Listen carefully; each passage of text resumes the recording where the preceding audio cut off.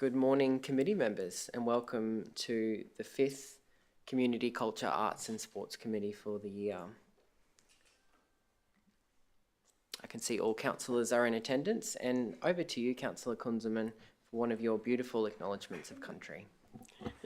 Thank you, Chair. Today, this committee recognises the traditional custodians of the land on which we meet. We support their right to democratic representation and social inclusion.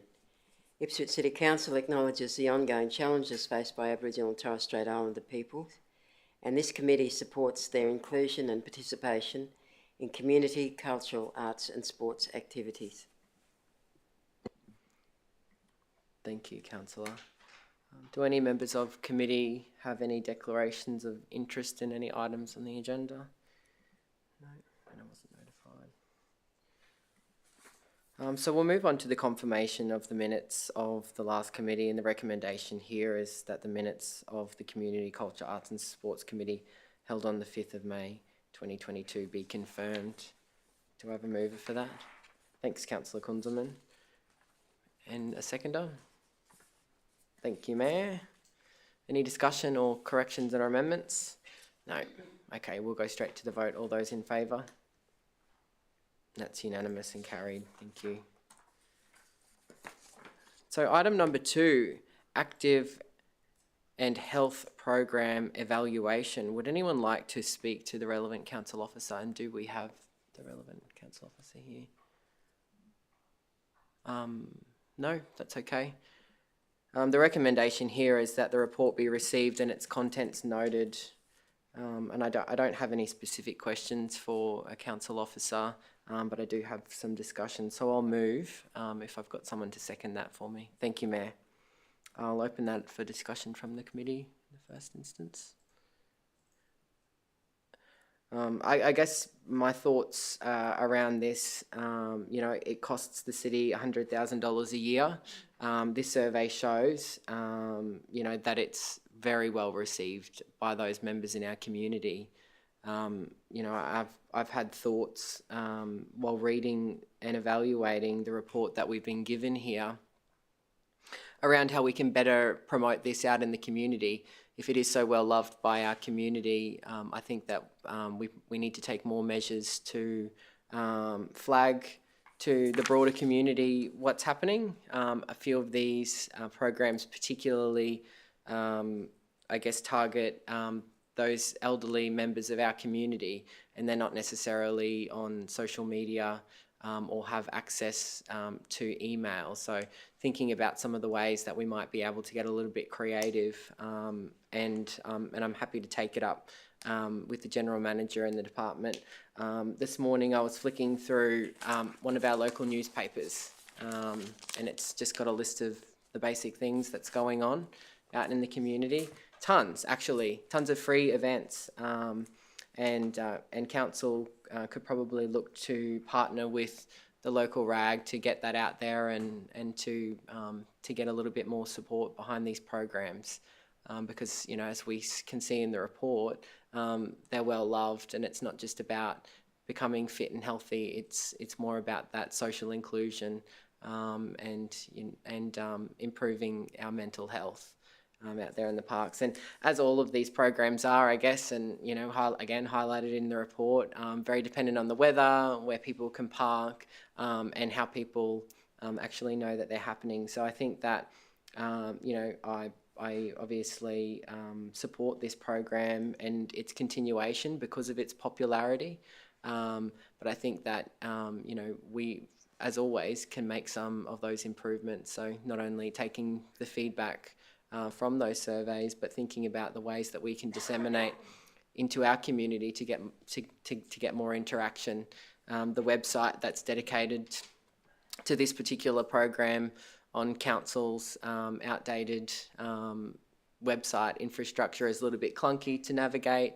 That can probably be something that we look at, but I just really wanted to throw it out there to the committee to see if anyone had any thoughts about getting the message out there and maybe improving the way that the website functions. It's not just council's activities that we promote on there. We do partner with other groups that are able to put up what they're doing.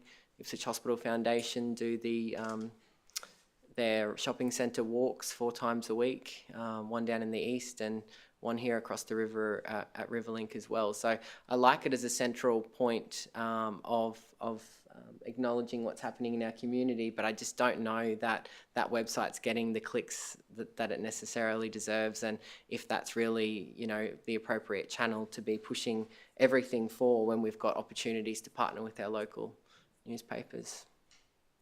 Councillor Kunzelman. Thank you, Chair. It strikes me that part of our marketing could be that these kinds of activities, and judging on the responses, that these kinds of activities are important for people who want to, new residents who want to integrate into our community. Yeah. That could be part of our marketing. Absolutely. Yeah, I like that. Any other discussion? Okay, now I thought I was just trying to be a little bit more free-flowing and just throw it out there for anyone's thoughts. I want the committee to, you know, I would like our committee moving forward to have that open dialogue with each other, and feel free to express the ideas that, you know, I'll take forward to the General Manager and improve on. So feel free to throw out any of those thoughts or discussion. I think it's important for us to have those conversations here in open. So that being said, this is just to receive and note a great report with a great response from our community. All those in favour? That's unanimous and carried.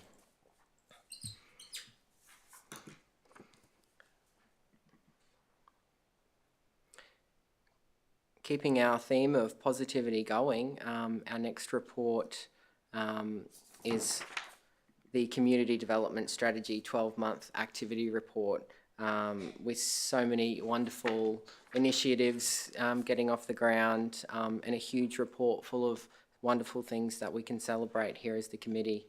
The recommendation here is that the Community Development Strategy 12-month outcome report, June2022, be received and its contents noted. I'm happy to move if someone would like to second that. Thank you, Councillor Kunzelman. Would any members of committee wish to speak to Ms. Dower? Yeah? Yep.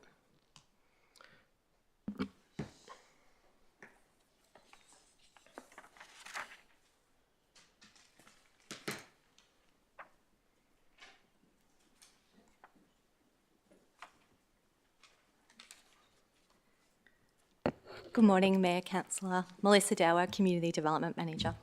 Through the Chair, thank you, Ms. Dower. And obviously, when this council endorsed the and adopted the community development strategy, we know it was a deliberate track change to how we would approach community development.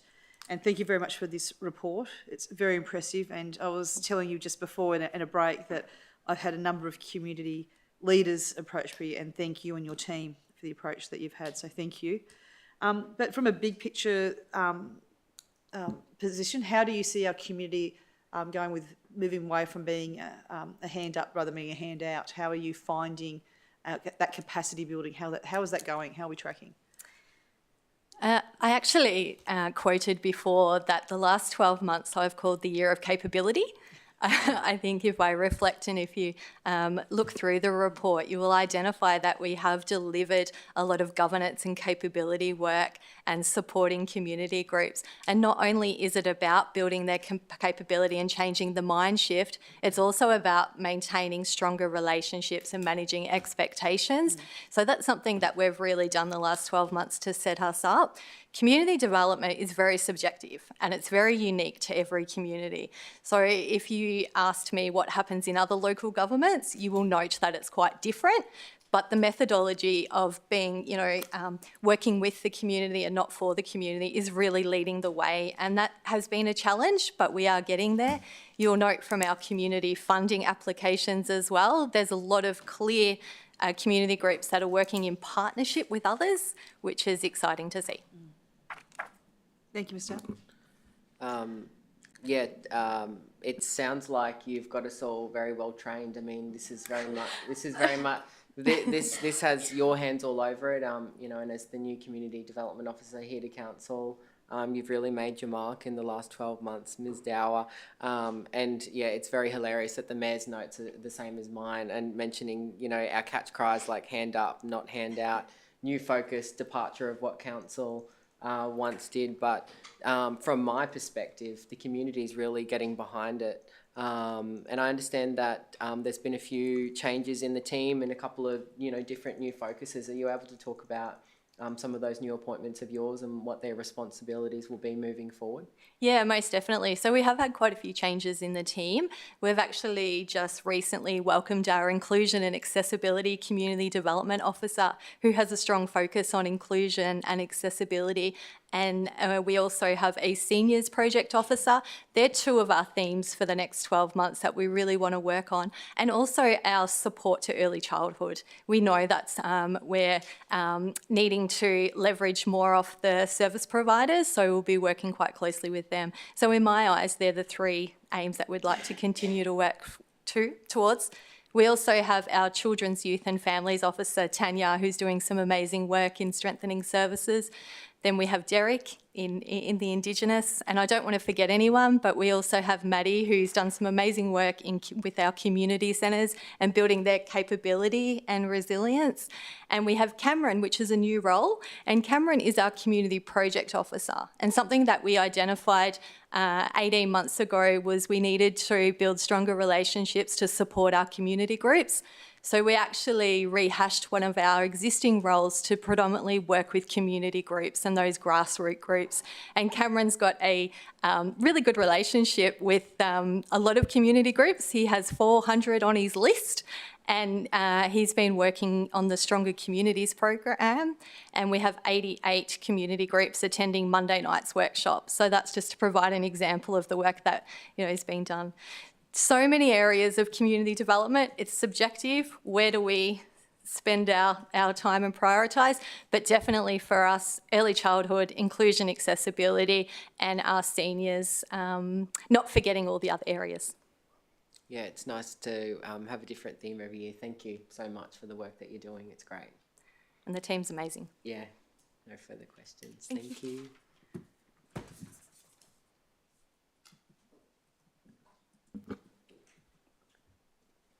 Did we move or second this? Yeah, we did already.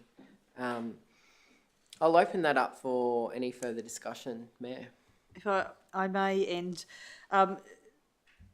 Chair, I just want to highlight a couple of things. There's a lot here, but I just thought, if that's okay, Yep. I'm going to take the time because I think it's really important. Absolutely.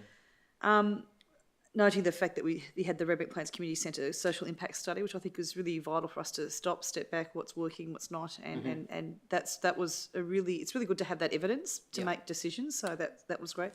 With the Stronger Communities program, I know Chair, yourself and your Deputy Chair, Councillor Kunzman, have attended many of these sessions. I remember the very first one where it's very much been community led as to what the community would like.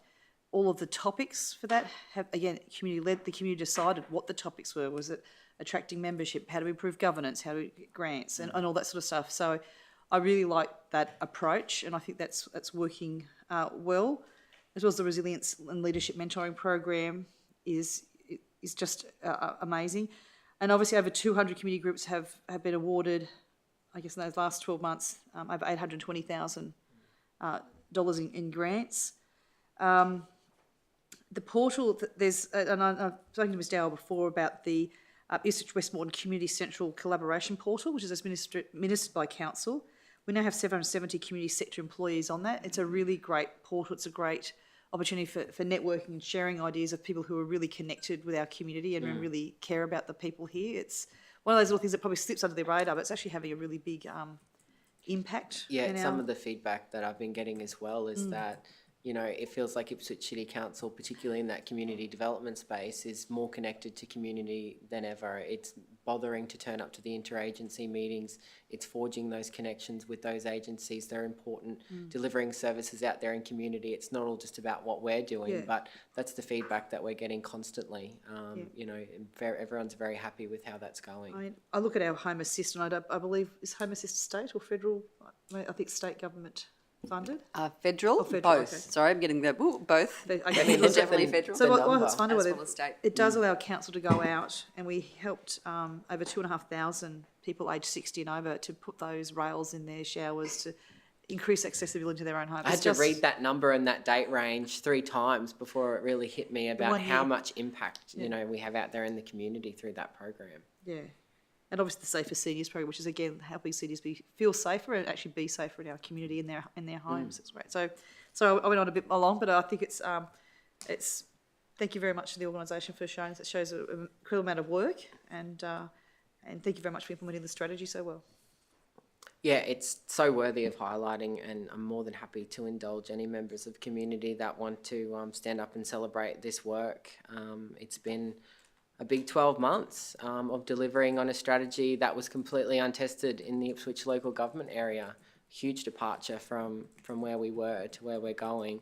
But it feels like this is another one of those things that we've nailed. I mean, we heard in our first committee this morning, Councillor Doyle talking about, you know, the waste and circular economy directive and how that's been a priority and a success. This is another one of those things that we as a council can stand up and be really proud of, so I'm happy about that.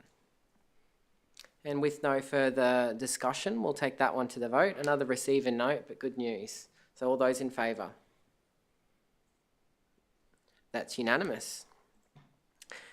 Moving on to item number 4, Community Funding and Support Allocation Status Report, 1 October 2021 to 31 March 2022.